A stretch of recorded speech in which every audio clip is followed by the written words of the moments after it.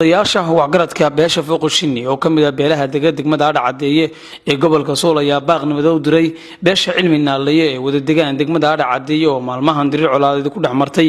deegaankaasi iyaguna sheegay inay diyaar u yihiin wax kasto lagu xukumo sidoo kalena sheegay inay dhigeen gogol nabadeed waxayna tacsi u direen dadkii shalay ku geeriyooday dagaalkii halkaasi ku dhaxmaray labada beelood sidoo kalena waxay baaq u direen isimada waxgaradka cuqaasha inay arintan soo farageliyaan si xal waara looga gaaro colaadda soo noqnoqonaysa inna lillahi wa inna ilayhi raaji'uun waxaanu tacsi hadaanu nahay beesha reer Fooqshinni odayaasheeda cuqaasheeda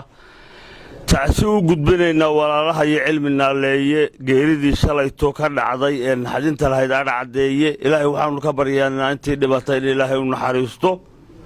inta dhaawacantayna ilaahay u boogadhado aad iyo aad baanu uga tacsiinaa walaalaha iyo geerida naxdinta leh shalay subaxsi baa waagu noogu bariyay nabad iyo guul buu noogu bariyay shalay galabna waxa lagu dhacday guul daro iyo nabad la'aan baa qorraxdii noogu dhacday waanu ka xunnahay waa qayb ilaahay ikhyaar waxaanay foofsan baa u soo hoydaa la yidhi reer Fooqshinni ma foofsantaa oo uma fadhiin waa wax shaydaan ka adeegay mar labaad mar saddexaad mar afraad walaalaha iyo cilmi naaleeye waxaanu ka raali gelinaynaa ugana tacsiyeynaynaa waxyeeladii shalay ka dhacday dhimasho iyo dhaawac balahayd magaalada Adhacadeeye waxaanu u haynaa wax allaala waxay kaga biskoon lahaayeen walaalnimo ah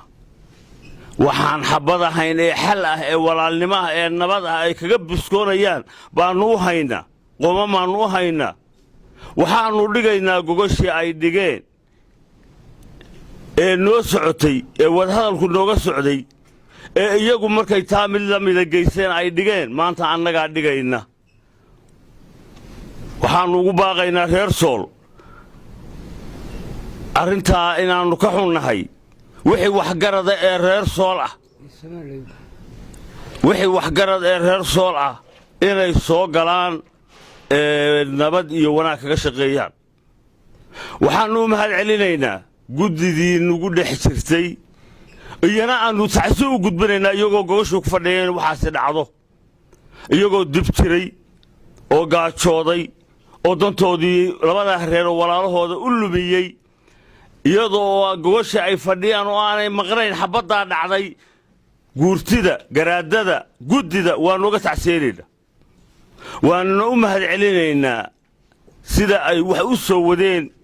iyo sida ay wax u qaabeeyeen iyo sida ay labada reer uga dhaxeen gacanta ugu hayeen nabadda waxaanu kale u mahadnaqaynaa ciidamada amniga iyo kuwa militariga ee Soomaaliland intaba oo iyaguna ku dhex jira labada reer mar walba iyana waa mahad celinaynaa hadalka waxaan ku soo gaabinayaa gooshii annaga maanta dhigayna waa baaq nabadeed waa gogol nabadeed waa tii walaalaha shalay dhigeen ee taalay ee aanu ku soconnay ee shaydaanku shalay burburiyay annaga maanta dhigayna ha lagu soo fariisto walaalahayana waanu tacsiyeynaynaa waanu qoomamaynaa waanu ka xunnahay wax allaala waxay ku biskoonayaanna diyaar baanuuna reer Buuhoodle maayaantii wax ku kala yimaadeen qodada reer Hagar waxay yiraahdeen laba qodob waxaan ahayn waanu ogola war raggii dadkii dhintay naf ku soo celiya iyo diinta islaamka ka bax annaga maanta tii joogna labada awood karmayno wixii shalay dhintay soo bir nooleyn karo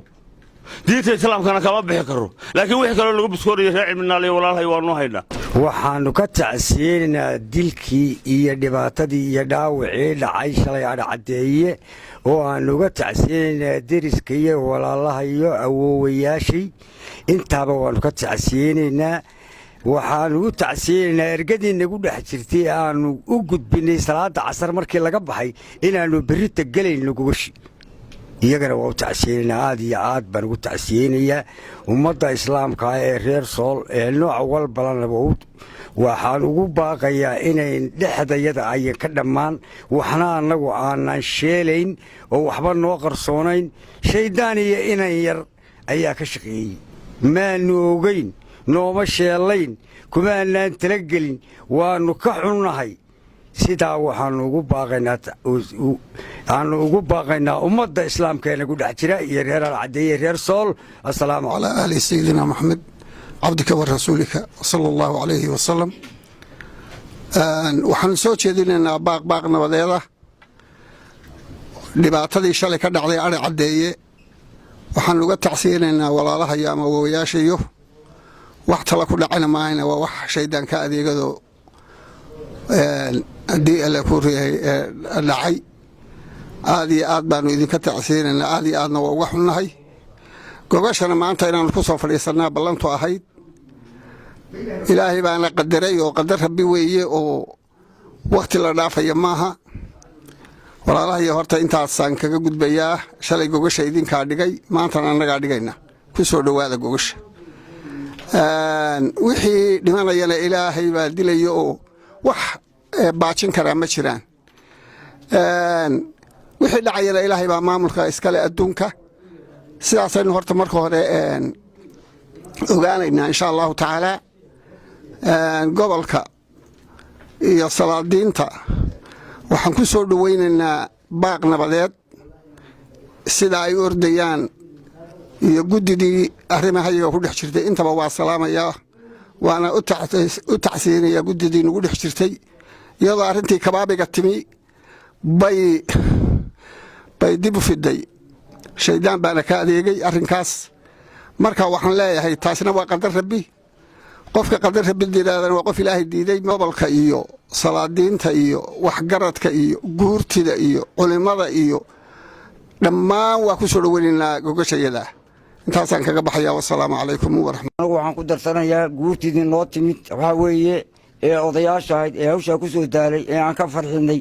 noo haysay sharaftii iyo karaamaha haddana nagula kaftantay horta marka ugu horeysa waad nagu faraxsatay waad naga naxdeen horta noo soo duceeya intaasaan leenahay gobolka Sool oo dhan ummadda ku nool waxa hadda halkan ka dhacay waa wax saameynaya waa wax gaar ku maaha annaga kaliya gaar noo ah way saameynaysaa ciidamaday saameysay guurtiday saameysay shacabkay saameysay cid walba waa saameysay warka waxaan ku soo gaabinayaa annaga waxa weeye sida odayaashu sheegeen ma aha mid maxaan ku dhahay فقد كجرتو ومثل الله سيدي علي باشا وشيغي waxa weeye waxa la yiri ikhyaar baa leey wax ardaal u soo hodiyay waa maxaan ku raadayay